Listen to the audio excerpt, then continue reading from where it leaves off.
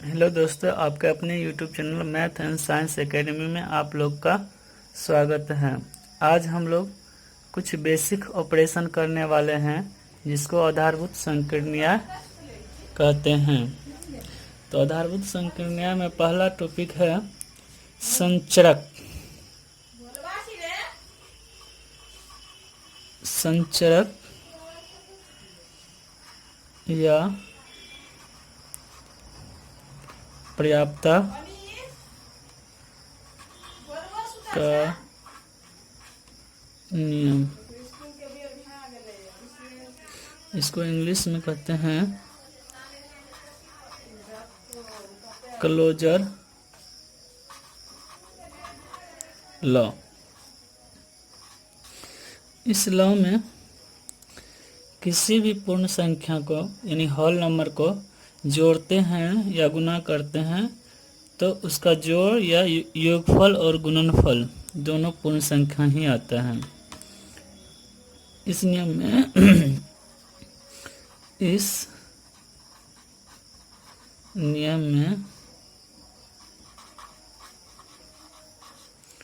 किसी भी पूर्ण संख्या यानी होल नंबर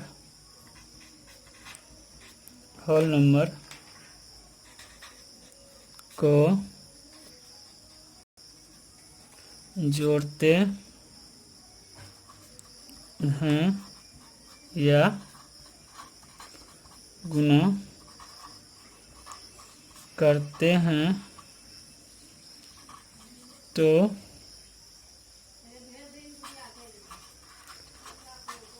रिजल्ट एक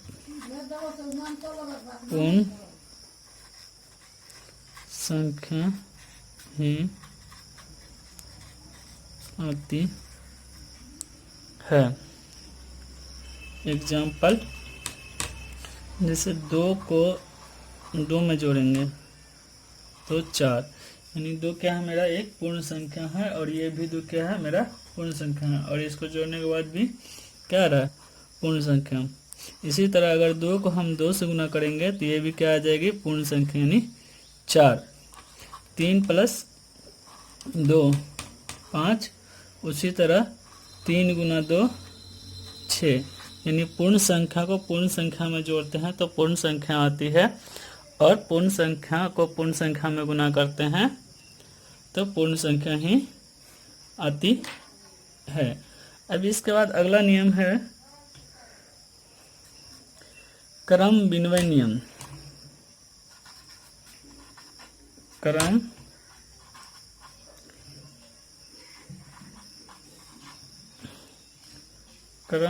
विनिमय नियम, इसको इंग्लिश में कहते हैं कम्यूटेटिव लॉ।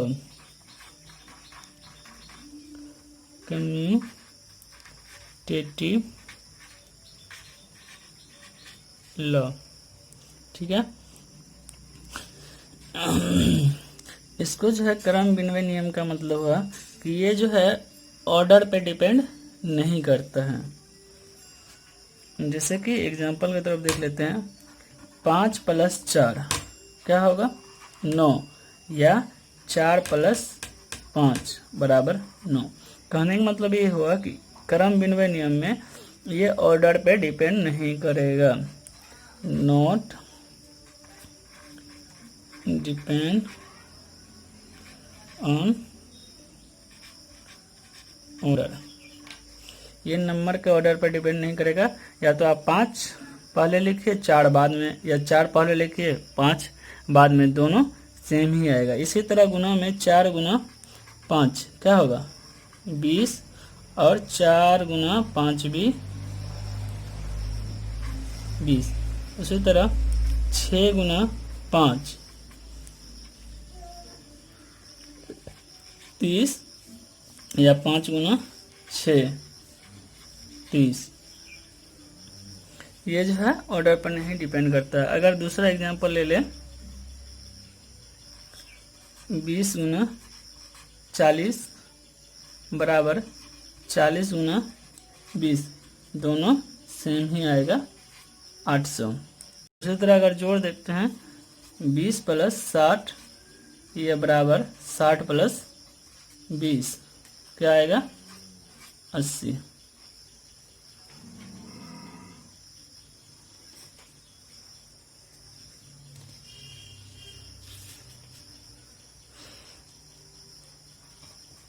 अब अगला नियम है सहचर नियम। अगला नियम क्या है सहचर्य नियम।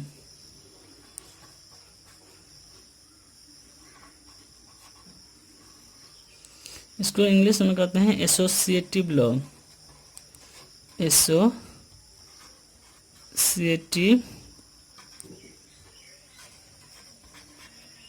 लॉ, ठीक है।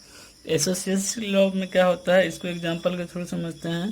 जैसे कि 5 प्लस 6 प्लस 3 है, ठीक है। तो इसी को हम लोग पहले सिंगल एक बार क्या कर सकते हैं 5 प्लस 6 उसके बाद फिर 3। कहने का मतलब है पहले इस दोनों को जोड़ ले उसके बाद इसको जोड़े, ठीक है, या पहले इस दोनों को जोड़ ले फिर उसके बाद जोड़े, दोनों में रिजल्ट सेम ही आएगा।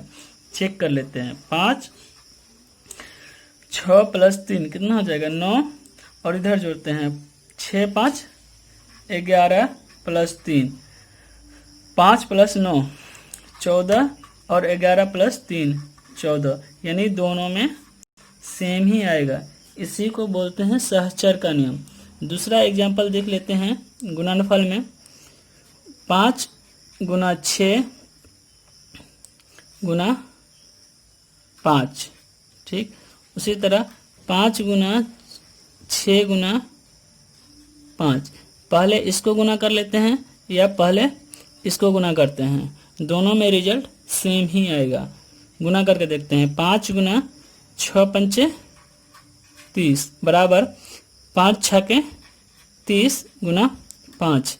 अब इस दोनों को गुना करते हैं तो ये हो जाएगा 150 और ये भी हो जाएगा 150, यानी दोनों में रिजल्ट सेम ही आएगा। पहले दो संख्या को गुना करें या एक संख्या को छोड़कर दो संख्या को गुना करें, या पहले दो संख्या को गुना करें फिर लास्ट में एक संख्या से गुना करें, तो दोनों में रिजल्ट सेम ही आएगा। इसी को कहते हैं सहचर का नियम, एसोसिएटिव लॉ। अब इसके बाद आता है बंटन का नियम।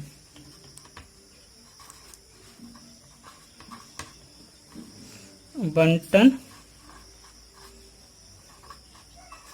नियम, बंटन के नियम को इंग्लिश में कहते हैं डिस्ट्रीब्यूटिव लॉ। डिस्ट्रीब्यूटिव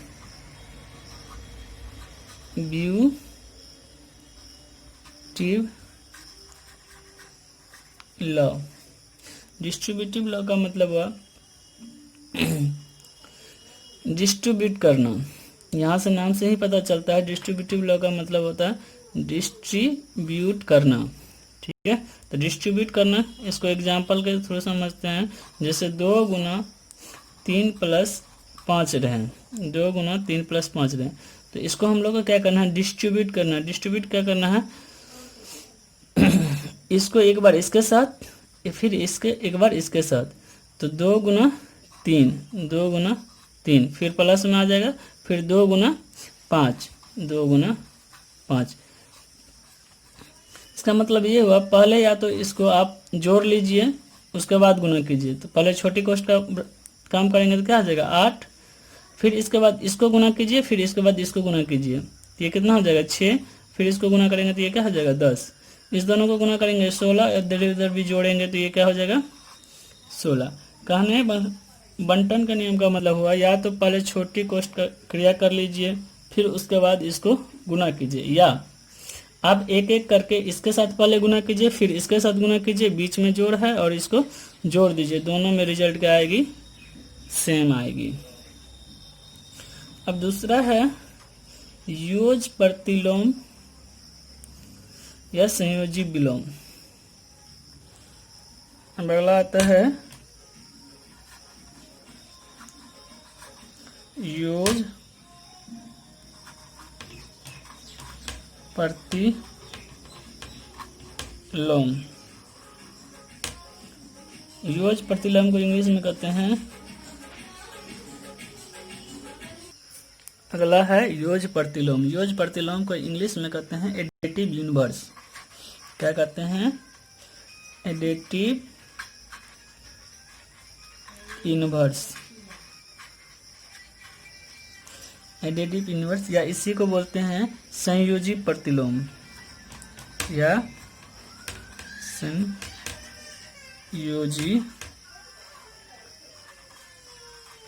प्रतिलोम। संयोजी प्रतिलोम में क्या होता है कि जैसे कि अगर कोई संख्या दे रखा है तो उसमें ऐसी संख्या से जोड़ करेंगे जो उसको जीरो बना दे। मान चलिए 7 है तो 7 में हम क्या जोड़ेंगे? -7, और ये क्या हो जाएगा? जीरो। जीरो कैसे हो जाएगा? ये 7 हो गया और माइनस प्लस माइनस हो जाएगा, 7 में से 7 जाएगा तो क्या हो जाएगा? जीरो हो जाएगा।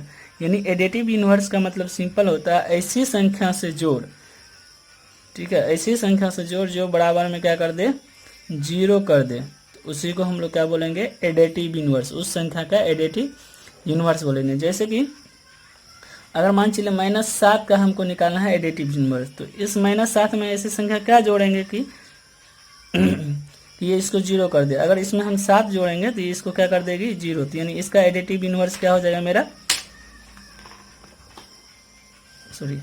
इसका एडिटिव यूनिवर्स क्या कर देगा? 7, और इसका एडिटिव यूनिवर्स क्या हो जाएगा? -7। उसी तरह मान के चलिए 2 दे रखा है, 2 में हम ऐसी क्या संख्या जोड़े कि इसका एडिटिव यूनिवर्स हो जाए, यानी जीरो कर दे। तो -2 जोड़ेंगे तो ये क्या कर देगा? जीरो। अगर यहाँ पर 10 दे रखा है -10, तो उसमें क्या जोड़े कि इसका एडिटिव यूनिवर्स हो जाए? तो इसमें अगर 10 जोड़ेंगे तो ये क्या कर देगा? इसको जीरो कर देगा। तो इसका मतलब इसका एडिटिव यूनिवर्स क्या हो जाएगा मेरा? ये हो जाएगा 2 और इसका हो जाएगा 10। ठीक है। तो एडिटिव यूनिवर्स का सीधा मतलब होता है कि ऐसी संख्या से जोड़ जो उस संख्या को जीरो बना दे। तो उस संख्या को एडिटिव यूनिवर्स कहते हैं। उस संख्या को एडिटिव यूनिवर्स कहते हैं। आगे है गुणात्मक प्रतिलोम।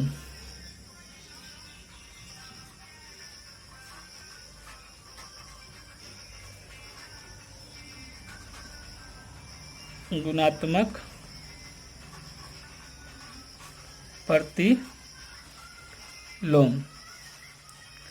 गुणात्मक प्रतिलोम को इंग्लिश में कहते हैं मल्टीप्लिकेटिव इनवर्स। मल्टीप्लिकेटिव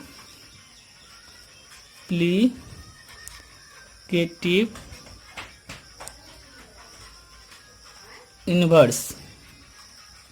इसका मतलब हुआ कि अगर कोई संख्या दे रखा है, ठीक है, उस संख्या हम ऐसी संख्या से गुणा करेंगे जो उसका गुणनफल 1 कर दें।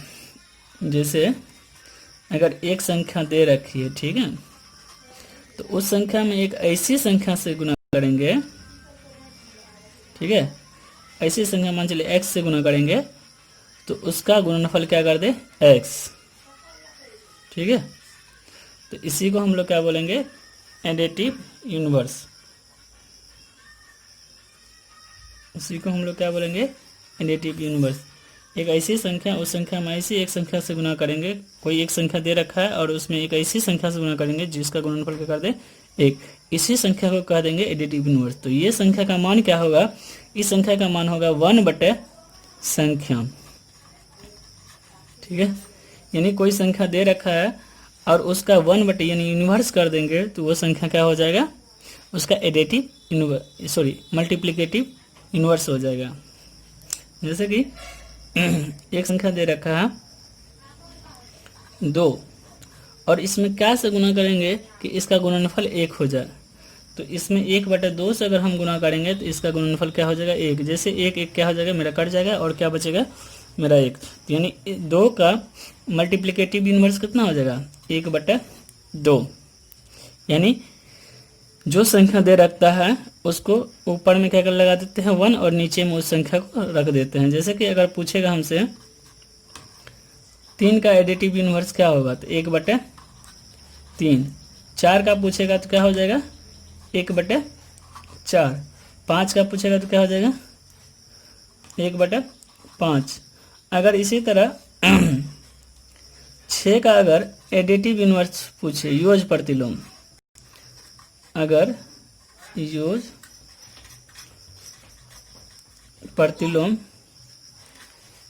प्रतिलोम पूछे एडिटिव इनवर्स, जैसे 6 का पूछेगा तो इसमें सिर्फ माइनस लगा देना है। 6 अगर माइनस में दे रखा है तो उसमें क्या कर देना है, प्लस। ठीक है, सिर्फ साइन चेंज कर देना है योग प्रतिलोम में। योग प्रतिलोम का मतलब सिंपल होता है ऐसी संख्या से जोड़ना जिसको गुणन जोड़ क्या हो जाए, 0 हो। और गुणात्मक प्रतिलोम का मतलब हुआ ऐसी संख्या से गुणा करना जिसका गुणनफल क्या हो जाए, 1 हो जाए। यानी जो भी संख्या दे रखा है उसको क्या कर देना है, सीधा पलट देना है। यानी जैसे कि सीधा पलटने का मतलब हुआ, जैसे कि यहाँ पर 8 दे रखा है तो नीचे में कुछ नहीं है तो 1, और इसका अगर हम पलट देंगे यानी हर को ऊपर अंश की तरफ और अंश को नीचे हर की तरफ, जैसे तो ये क्या हो जाए 1/8। तो इसी को हम लोग बोलेंगे क्या, मल्टीप्लिकेटिव इनवर्स, और इसको बोलेंगे एडिटिव इनवर्स। ठीक है, आज इतना तक ही, आगे नेक्स्ट क्लास में।